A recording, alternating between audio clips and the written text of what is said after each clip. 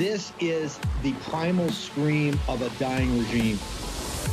Pray for our enemies, because we're going medieval on these people. You're just not got a free shot on all these networks lying about the people. The people have had a belly full of it. I know you don't like hearing that. I know you try to do everything in the world to stop that, but you're not going to stop it. It's going to happen. And where do people like that go to share the big lie? MAGA media. I wish in my soul, I wish that any of these people had a conscience. Ask yourself, what is my task and what is my purpose? If that answer is to save my country, this country will be saved. War Room. Here's your host, Stephen K. Bannon.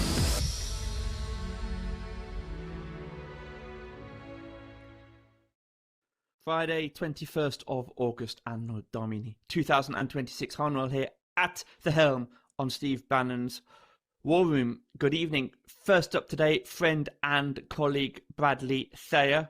Dr. Thayer, I don't get the opportunity too frequently on the War Room to be sitting in the host chair and to interview you. Normally we're just co-contributors when we appear together on the morning show with Steve, but great delight. And I've been waiting months for this, absolutely months. Okay, so folks, this is it. This is the book that Dr. Thayer has been working on for so long, America's 100 Years War, contrasting, I guess, from the European version of the 100 Years War. Nice touch there. Look, let's start up straight away because there's so many interesting and important themes that you raise in this book. Let me start off with a thesis that we mentioned on yesterday's evening show of the War Room with macroeconomist Philip Pilkington, and he made the suggestion. I thought,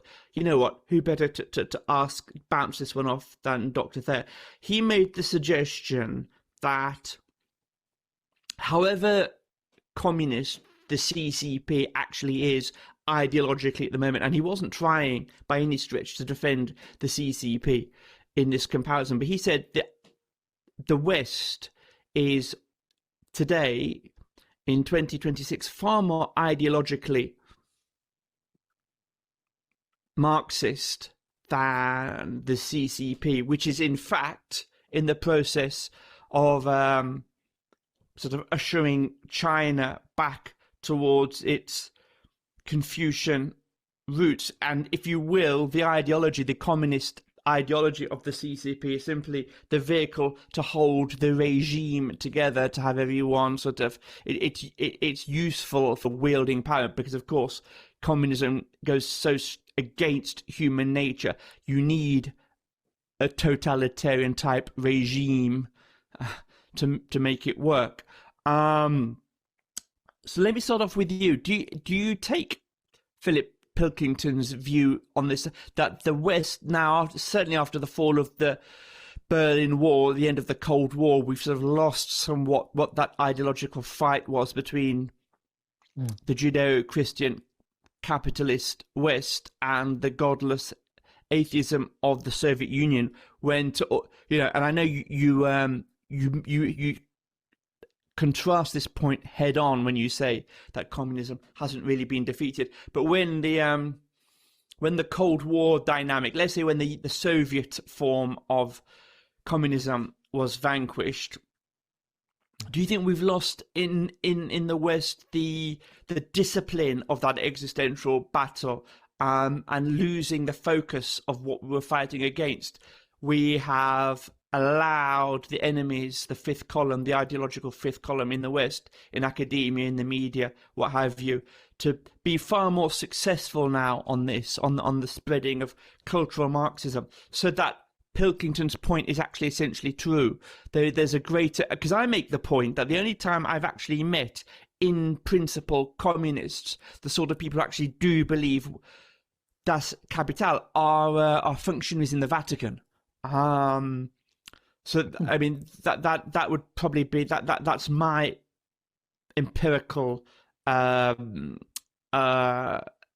experience on this. You know, having spent years in Parliament, British Parliament and European Parliament, fighting against people who claim to be in the communist tradition. I actually think the real ideological communists today that I have come across personally on face-to-face are in the Vatican. But of course, they're deeply entrenched in areas that I have less expertise on, that you will have a greater expertise in, academia, for example. Do you think Pilkington's point, therefore, is true, that ideological Marxism is more prevalent in the West than, for example, amongst the apparatchiks of the CCP, not in any way to diminish the threat that the CCP poses, obviously, and what have you. But I'd like your reaction on that as we start off to discuss your book.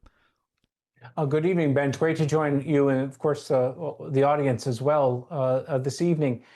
Well, Ben, I would say they're both very dangerous. The CCP, of course, to my mind, is a Leninist organization, a product of Soviet imperialism, as I argue in the book. And under Xi Jinping, the CCP is moving in a very, if you will, neo-Stalinist direction under Xi's rule. So I would see the Chinese Communist Party as being very much a Leninist organization, striving to maintain control and working through United Front tactics to support communism in the United States.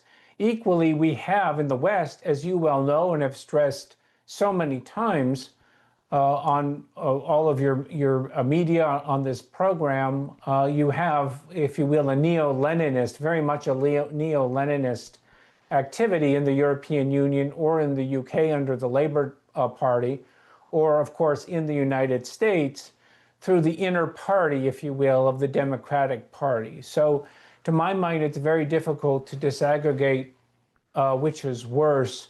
I see them as being really one fight that we've been waging 100 years war, of course, against this ideology.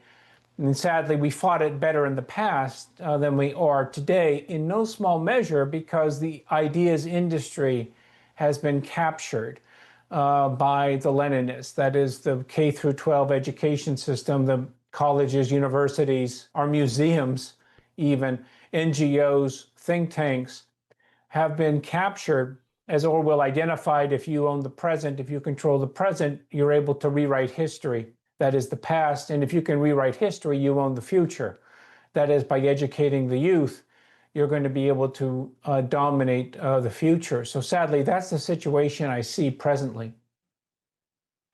Okay, so your thesis then, and this is obviously in the book, that the CCP is very much a Leninist-inspired organization, Neo-Leninist organization. Tell me about the Marxism, therefore the ideological Marxism in the West. Well, certainly. I think I prefer the term Leninism to Marxism, Ben. I'm happy to explain why. But you do see a flowering, really, of neo-Leninist parties in the West, in the UK, in the United States, Canada, Australia, certainly. So when we're talking about these ideologies, I see Marx as a very important figure, certainly with Engels, no doubt about it, principally a theorist, a very important one, as well as to a degree a practitioner. But it is Lenin who brings the theory and the practice together. It is Lenin who explains how communism is going to advance in the West, as well as elsewhere, through his really three-pronged approach. That is, first, Ben, through the coup d'etat, as you had in the Bolsheviks executed in 1917. Secondly, through the Red Army. And providentially, of course, the Red Army was stopped outside of Warsaw by the Poles in a heroic battle, the Battle of Warsaw in 1920, which kept the Bolsheviks from reaching Germany, which would have led to a supernova, really, I think, of Bolshevism at that time. Thirdly, through the United Front. And Lenin, in his writings, explained, in conjunction with Zinoviev and other very important Bolsheviks, that the way to spread communism, if a coup d'etat is not possible and if the Red Army is not possible, was to bore from within, to concentrate on institutions that exist, for example, the ideas industry, the culture industry, and others, to work from within to undermine them to bring about the revolution. Okay, so let me ask you, because you do write about this quite clearly, quite beautifully, in fact, in your book, around pages, off the top of my head, 167 and then 170 onwards, and you're talking really about, and now you say you prefer the term Leninism to Marxism, but in a sense, you draw the line between Leninism and cultural Marxism as pursued by Gramsci and the Frankfurt School and that project. And when you talk about the ability around the world to launch direct coup d'état against the state, you confront Lenin's quite candid admission that really the working class in the West isn't poor enough, isn't downtrodden enough as it is in Russia, and therefore it's not particularly fertile ground for a revolution, simply because it's not, the working class in the West realizes that communism is actually not going to be in their interests, because they're moving ahead via the free market capitalist system, perhaps a little too slowly than one would like, but they're certainly moving ahead, which wasn't the case for the serfs and the industrial base in Russia at that time. So if you want, I'll give a quick shout out, as I must, to our sponsor in just a moment, but let me bring this point to you then about the cultural Marxism as a continuation of Lenin's sort of perhaps greater, more sophisticated appraisal of things than Stalin. Stalin was very good, I think, at ruling through fear, right? He had that down to a T, in the cynicism and the purges. But I think intellectually, Lenin's grasp of things was pretty superior. Tell me then about before we move on, about his grasp of these things, on the importance of this cultural approach, which has been attributed, some people say erroneously, to Gramsci, about the long march through the institutions. Well, Lenin's idea was use whatever works, given local conditions. So in a very important document, Left-Wing Communism in Infantile Disorder, where he explained, well, really what Rosa Luxemburg and Karl Liebknecht wanted, Marx's vision of an uprising by the working class, is just not going to happen. The party has to make it happen, Ben, as you said, right? The West is not going to move towards revolution, so the party has to drive it. And the party will be working through the United Front organizations, fellow travelers, communist parties, and others to bring about this revolution. Now, those ideas inspired the Frankfurt School and Gramsci, and of course, they're important figures, to be sure, but Lenin is driving this. Lenin gives you the tools, he gives you the toolkit, he gives you the roadmap, he tells you what to do to bring about this revolution.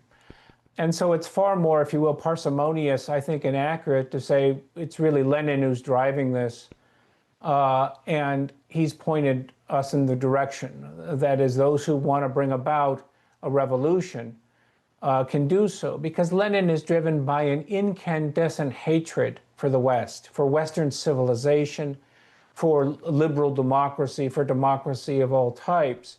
And he's determined to destroy it, and without exaggeration, to remake everything, which of course is the Bolshevik intent, to destroy the church, to destroy the family, to destroy civil society, to destroy journalism, to destroy how we think of our past and how we think about our future.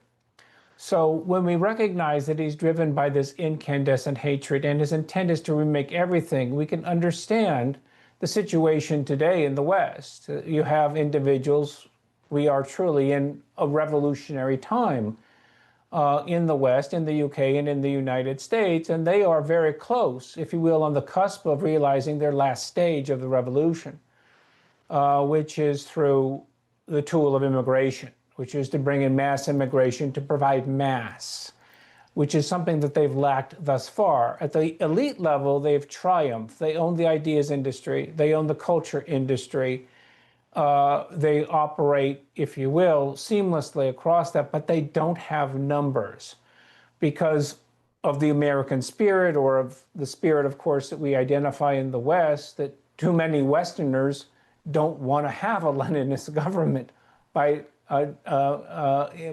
certainly by their desire. But Lenin doesn't care. He doesn't care what you want. This is moving ahead, and it's going to happen.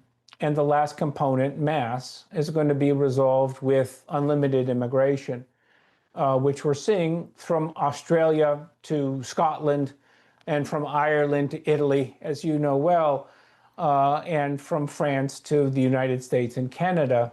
It's happening right now. All right. Let's come back to that point in just a moment. Time for a shout out to Birch Gold, sponsor of the War Room. Axios published an article earlier this week revealing that in the United States today, the annualized interest rates on the national debt of the $40 trillion worth of national debt, the interest repayments have reached $1.2 trillion. And to put that into perspective, this is simply servicing the interest on the debt. This isn't paying back the debt. To put that into perspective, America is the largest military industrial complex the world has ever known. And yet America is spending more money on servicing its national debt than it is spending on defense stroke warfare at 1.2 trillion. That's a heck of a lot of money. And if you're asking yourselves, folks, well, how is the federal government going to continue to be able to do this? Especially, of course, if interest rates start to rise. Well, the last thing the government's going to do is to meet its obligations here by straight up raising taxes. That's just not going to happen. So one of the factors that the United States will do to kick the ball down the field is to print money. And that will have the consequence of increasing the trends already seen over the last 15 years of creating an escalatory asset asset bubbles. If you want to get your dollars out of savings where they're going to be inflated away, and try and get them into an asset whose price is going to go up, speak to Philip Patrick about buying gold, physical gold. Because gold is already, in the last couple of months, hiking its way back up. January, I think it was at $5,400 an ounce. A couple of weeks ago, about a month or so ago, it goes down to $4,000. Already it's back up to $4,500. The escalation in the spot price of gold is already underway. So if you want to get in on this, and the only thing stopping you is you don't know how to do it, technically, how to go about, for example, setting up an IRA in physical gold, and to have that hedge in times of turbulence, speak to someone who does know, and that would be Philip Patrick and his team at Birch Gold Group. Text Bannon, BANNON, to 989898. They're there, standing by, ready to field your calls. Once again, text Bannon, BANNON, to 989898. Let's get back to Dr. Thayer. Dr. Thayer, so you just mentioned the invasion that's underway. And you said that that's one of the most active proponents now of trying to destabilize and cause to implode the West from within. Here's something that many people wrestle with.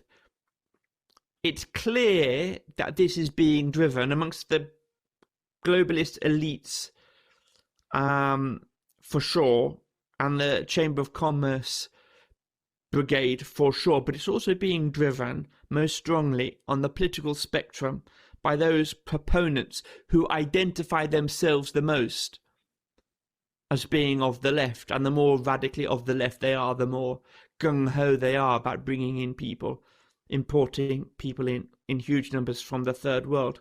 Help me here, because how is it that these left-wing ideologues who these are the guys who most openly embrace, say, the socialist name,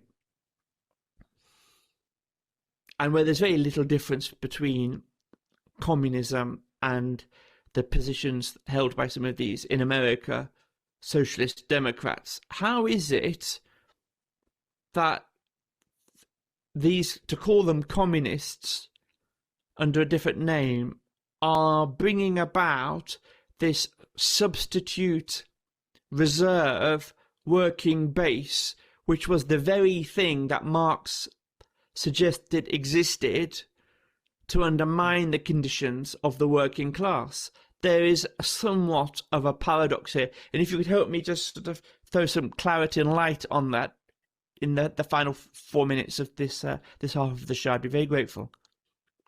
Well, certainly, Ben. I think we should think about mass immigration as Lenin calling in reinforcements to destabilize and destroy the West.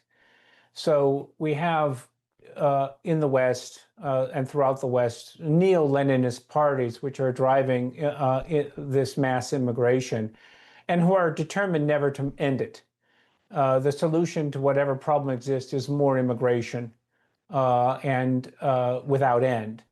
And so we need to recognize Lenin's insight: the worse, the better. The worse conditions are in the West, the worse conditions are for Western civilization, the better it is for the revolution, the communist revolution.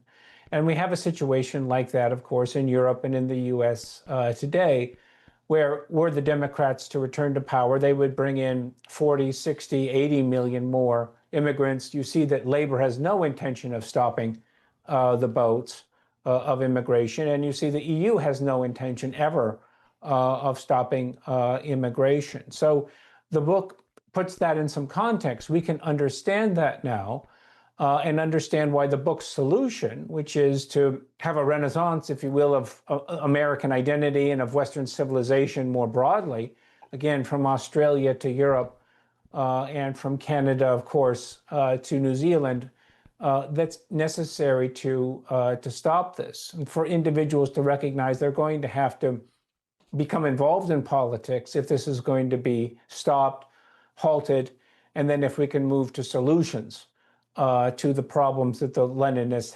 have placed us. But if we don't do that, we're going to be in a very dire situation, and this revolution is actually going to be realized. We will be moving very quickly into totalitarianism, and that's a very dark future. Well, we're halfway there. Right. We're halfway there. We're halfway there Yes. already.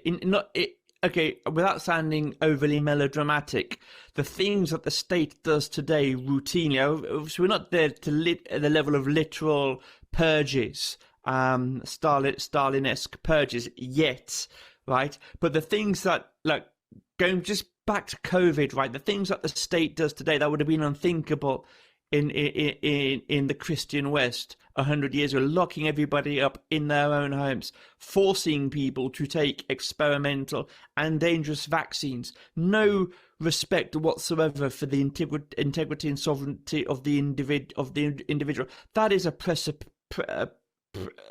presupposition that on which totalitarianism is predicated, right? So we're well sort of moving into, not all totalitarian regimes need to have people in one-party systems running around in political uniforms, right? Even if we are moving towards that uni-party thing by another name, right? But there are different ways of getting to the totalitarian, the total state thing. And the way that we're employing in the West is a pretty subtle way of doing it. Yes. Well, remember your Lenin, whatever works, right? Whatever works is what's going to happen. So, Ben, I think that's exactly right, that we are in a revolutionary time. The book explains why we're in that revolutionary time and the proper response to it. Identity, Western identity, American identity, traditional British identity, Irish identity, etc., are the solutions. The antidote to communism is a stronger American identity in Western civilization. The stronger those are, the weaker communism, which is why they've attacked those consistently. As you cover, again, almost every episode, it's looking at what is happening to destroy the West, what's happening to destroy identity, because the communists are driving that. And the stronger, of course, their identity is, the weaker Western civilization is, and American identity. So let's have a renaissance of this. Yeah. And to come back to the point, one of the goals that has always been in the crosshairs of communism is Christianity. And that's why one of the things that we do point out on the War Room as often as we can, because the point can never be forgotten, is that the ideological communist infiltration of the Catholic Church is so fundamental to the possibility, the idea that you're proposing of having a renaissance of Christian values and American values as the only antidote against ideological Neo-Leninism. Dr. Bradley Thayer, very quickly, on social media, where do people go to keep up with your analysis, and where do they go to get this book, America's 100 Years War, which is currently #1 in the rankings? You've got the coveted orange label there on Amazon. Where do people go to get hold of this? Folks can go to Amazon or Barnes & Noble or wherever you buy books, and you can find me at Brad Thayer on X or Bradley Thayer, Getter and Truth. Thank you very much, Ben. Dr. Thayer, many thanks indeed. Catch up again with you soon. God bless for now. And folks, back in 2 minutes after this short break. Still America's Voice family. Are you on Getter yet? No? What are you waiting for? It's free. It's uncensored, and it's where all the biggest voices in conservative media are speaking out. Download the Getter app right now. It's totally free. It's where I put up exclusively all of my content 24 hours a day. You want to know what Steve Bannon's thinking? Go to Getter. That's right. You can follow all of your favorites. Steve Bannon, Charlie Kirk, Jack Posobiec, and so many more. Download the Getter app now. Sign up for free and be part of the movement. Hello everyone, Ryan, raisethecolours.org.uk. I'm here today with my very good friend Abdul. Now, we've had a very, very sad day today. That's Abdul pulled up here, and he pulled up and he got out and he's seen the flags and he went, Ryan, ain't seen you for 10 years. Raise the Colours you've got into now. And I said, Abdul, how are you doing with the RAC? How long have you worked there for? 6 years. 6 years. Abdul, what's the RAC been like to you as a company? They've been very, very good at everything until this incident happened. Next you know, they threw me under the bus. So they've threw you under the bus. They've took the keys off you. Keys off you. He's got to give all his uniform back. Everything has to go back. How are the 3 children that you've got? Oh, they're devastated, mate. Everybody, your missus, your mortgage, your bills. Everything devastated. And you've pulled over and said hello to me at Raise the Colours for putting these flags up, right? Yeah. And they have what, pulled you in or dismissed you, or how's it worked? Went to the tribunal, not tribunal, went to the investigation, done the investigation. I explained to them what happened, what's gone on. Then they went to a disciplinary today. They called me in. They're chatting to me again. I shouldn't have stopped this, done and that. I've explained everything to him, truthfully as I could. I told him I know Ryan for 10, 15 years. I haven't seen him. I just pulled up to say hello, and that's it. And so they've sacked you for being friends with me? Yeah. Okay, let's bring on Ryan, the Lion Bridge, straight up. Ryan, by the way, we're just going to explain exactly what took place there. We've got a later part of that later on in the show. Horrific story for our largely American audience. The RAC is one of the countries, one of the UK's, one of the 2 largest breakdown services, right? That most families will have insurance with, one with either the AA or with the Automobile Association, rather than Alcoholics Anonymous. Well, they might have one with both, but the AA or the RAC, it's a household brand. This Correct. Pal of yours, Abdul, he basically was caught on social media in his own sort of in his own name, as it were, appreciating your work, raising the flags, and he was sacked after having been a faithful employee of the RAC for the last 6 years. Sacked, summarily dismissed from one day to the next, simply for being associated with Ryan Bridge and Raise the Colours. They're absolutely horrific story, but the reason I want to play this, and that I did want to play that, and it's important that people see this, is it underlines the point, Ryan Bridge, that you raise repeatedly on this show, that Raise the Colours is not a front of a white nationalist racist organisation. The support from Britons of all backgrounds is behind RTC, is massive and growing every day. And this is the kind of thing, the penetration that you guys have now across all strata of British society is what I think the British establishment really fears the most. If you have a reaction to that or anything to say from the video to explain a bit of what we saw, and I'll play the second half of it because it is important that people see the degree of persecution. I mean, look, we know, because we cover this every Friday, what Ryan and his colleagues are up against with court hearings and being arrested and banned from whole counties, right? Now you're just a private citizen, right? And countries, and you're just a private citizen. But someone like Abdul is someone who has no background in fighting for these issues in the public square. So that, a guy with a wife and kids and mortgage to pay, that's just been thrown, as he says, thrown under the bus because of this. It is absolutely horrific, and it gives an indication, I think, of what you guys are up against every day, simply for raising in a public space the flag of England. Correct. I mean, morning, hello to everybody, and hi Ben, thanks for having us on again.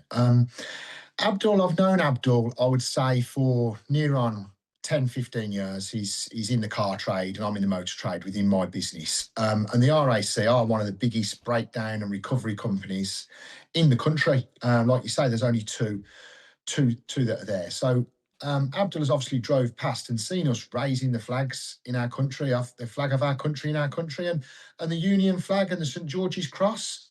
As you can clearly see, Abdul's an Asian guy, and it looks like the woke liberal left do not like that we are coming together, and they have brought divide, and they have called his offices on numerous occasions and complained to the RAC that they can't be biased and they can't raise the colours, and it's the left that have got on the phones and caused havoc at the RAC quarters. And Abdul was called in, and Abdul said to me, Ryan, I'm under disciplinary, and I said, well, just wait and let's see what's happened. And then for him to work there for 6 years, I mean, he's got 3 children, he's got a wife, he's a UK citizen, he's a taxpayer, his children are all born and bred here, and this is a typical guy who goes to work Monday to Friday, 9 to 5, does his job, and he has now been sacked for having an association with Raise the Colours. And the way that we can prove this is because on the RAC, who he works for, on their social media, they said, we are disciplining this guy and we are bringing him in for investigations. And he come over and literally shook my hand.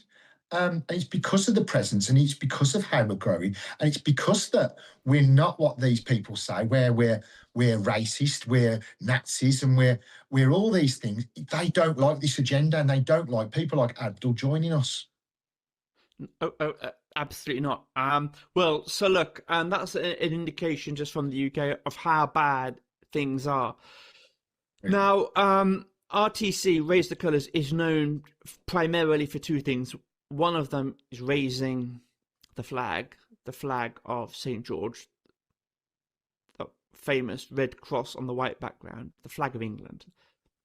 The other thing is stopping the dinghies, of which you do in your own private time to great effect. And in fact, by the way, you on Nick Ferrari. I think I would argue that the country's most important this week. You on Nick Ferrari's show. I'd say without pretty much doubt the most important radio DJ doing politics in the UK today. Very effectively, I think you communicated your points extremely effectively on that. And you were talking about what we're going to hit now, which is the fact that the UK Home Office has published what is being called an etiquette brochure for asylum seekers. Now, this is absolutely horrific. The fact that taxpayers' expense is being put on a brochure, basically to people. For example, Denver, if you wouldn't mind putting up the screen, that has full of articles on how to survive if you are an illegal third world invader in the UK. You need to know how to comport yourself well. So in the UK, both people must say yes to sex. This is called consent, because of course many of the illegal third world invaders won't know that, and I don't particularly think they're going to be very much swayed by a Home Office brochure. But I tell you what, I'm going to ask you to break this down. No, you tell me first, then I'll give the shout out to our sponsor, and then I'll tell you what I think about this brochure. But what's your thesis then on this? Oh, I'm completely ashamed to say that my beautiful country and everything that our forefathers and grandfathers have done is now come down to our Home Office, our border security, writing a brochure out for people to invade us from a third world. And when they invade us, they need to know that the consent is 16 for sexual intercourse. You're not allowed to goad women and stop them. You're not allowed to abuse children. And you're not allowed to have sex with drunk women and drunk people. And all the things that are happening, they are putting in a, and they're not saying because this isn't right, and because they're saying because it will affect your asylum claim. It is absolutely horrendous that we have asked, the UK public have asked about what the safety of our women and children, because of what these people in these hotels and these small boat dinghy guys that are coming across, and they are men.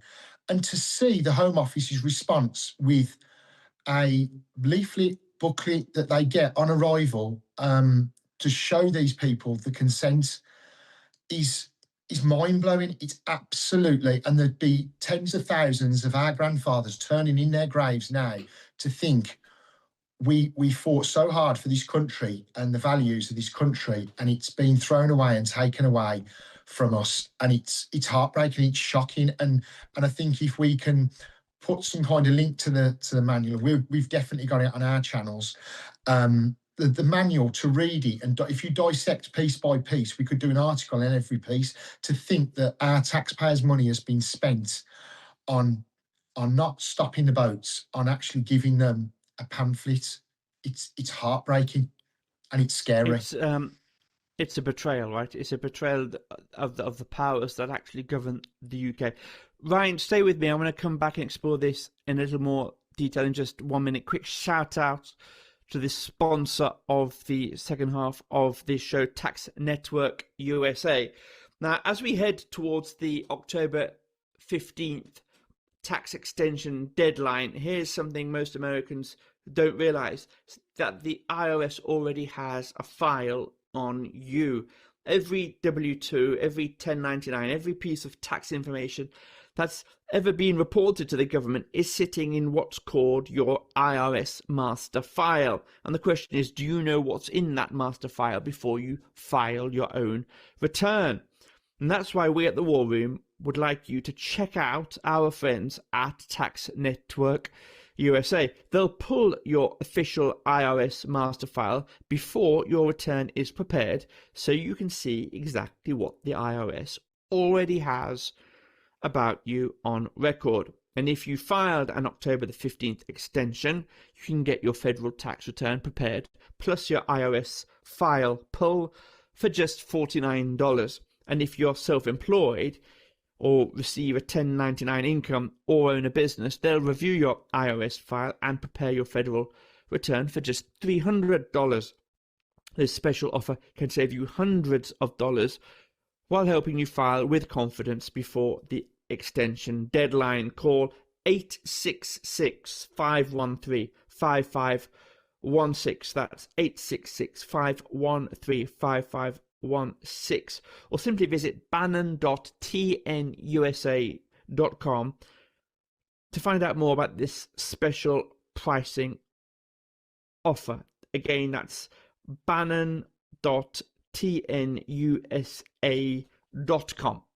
All right, back to Ryan Bridge. So, Ryan, I have to say, when I was flicking through this atrocious document earlier, I thought to myself, you know what?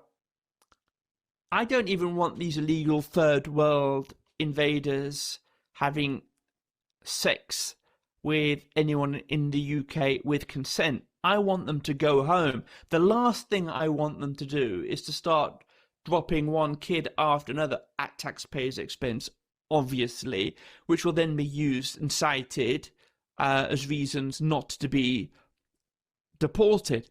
These people, they shouldn't remain in the UK long enough to be having sex with or without consent. Am I going too far on that, or do you think that's a perfectly prudential position to be holding? No.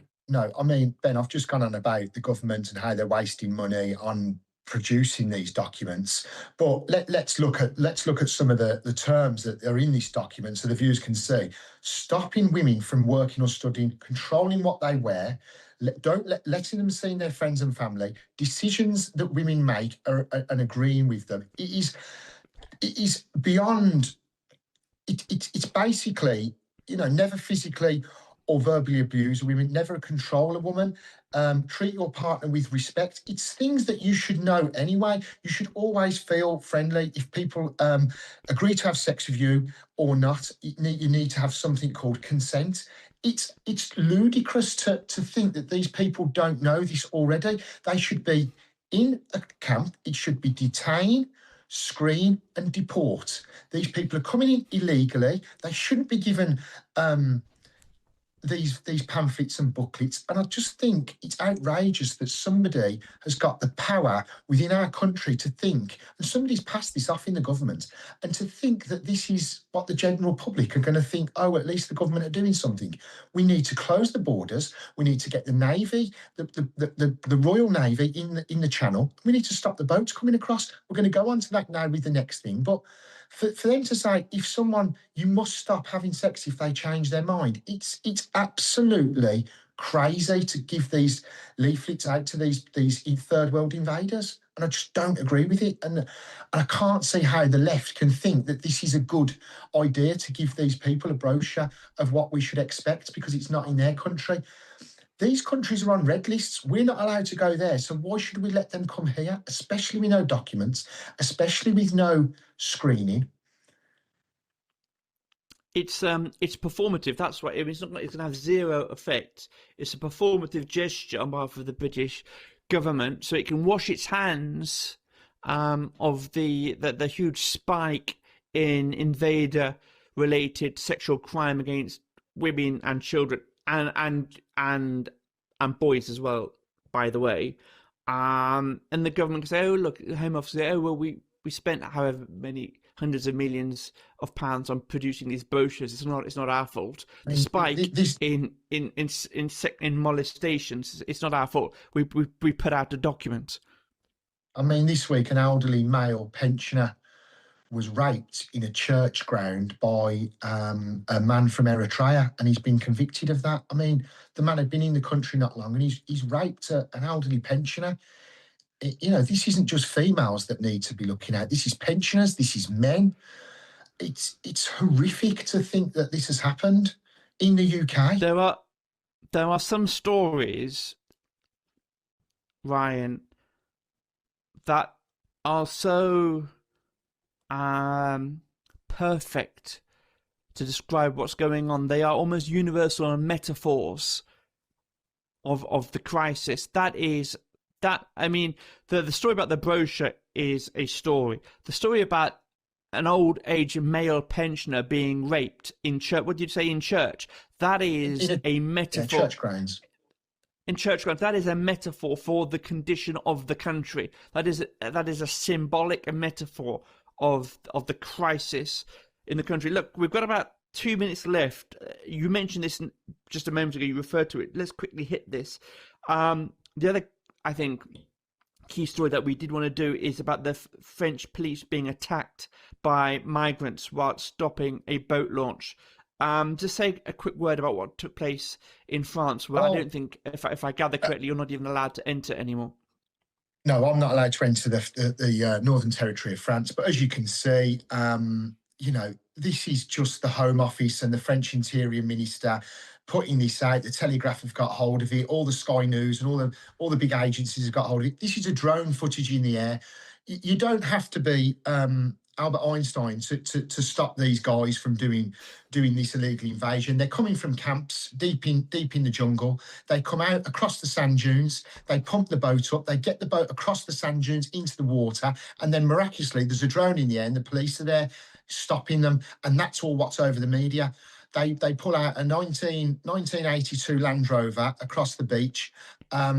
It looked like, you know, something out of a film, and it's just for the media, and it's to calm us British people down. But I can see through this stunt that's pulled, and it's the left wing sort of get hold of this and go, well, we are stopping the boats, aren't we? Well, the answer is we're not, and this for me is an orchestrated act. I have not seen. You can stop the boats, and for this is Hollywood for me. So basically, yeah, it's a theatre. It's performative again. It's a theatre production. Correct. So you stop the boats by turning them back. Anyone who lands, you put them on the 100%. But Ben, but this video, you can see there's a drone in the air recording it. The French are there stopping them, and supposedly the gangs are getting arrested. Let's see the evidence and proof of that, because last week we spoke about a mega dinghy, didn't we, where 200 souls got on this inflatable and got all the way to the UK, guided by every vessel going. So moving at the speed of a turtle. Exactly. This is the response to the mega dinghy at 5 miles an hour with 200 souls on it. So we can stop this. They know the camps are there. They know when they move. It's orchestrated by NGOs. And on this happened day, the NGOs wasn't there, and the boat was stopped, and the police done their job and ran into the water heroically. There was happened to be a drone filming above. I don't believe a word of it. And I don't believe the figures as well. We should applaud. That's what you do with a theatrical. Yes, well done. Well done. You applaud. Well done. Great. Yeah. Ryan, thanks very much as always. You'll be back with us next Friday for a report on the invasion in the UK. And I know you're trying to get myself and Victoria out to join you at one migrant hotspot. In the meantime, very quickly, where do people go on social media to follow and support Raise the Colours and buy the merch? And buy the merch. So you can buy the merch at raisethecolorsofficial.com, and you follow us at raisethecolours.org.uk. Support and help us, and we much appreciate it. Thank you. Ryan the Lion back next Friday. Thanks to Will at Real America's Voice and Vittorio Santifranco for putting the show together.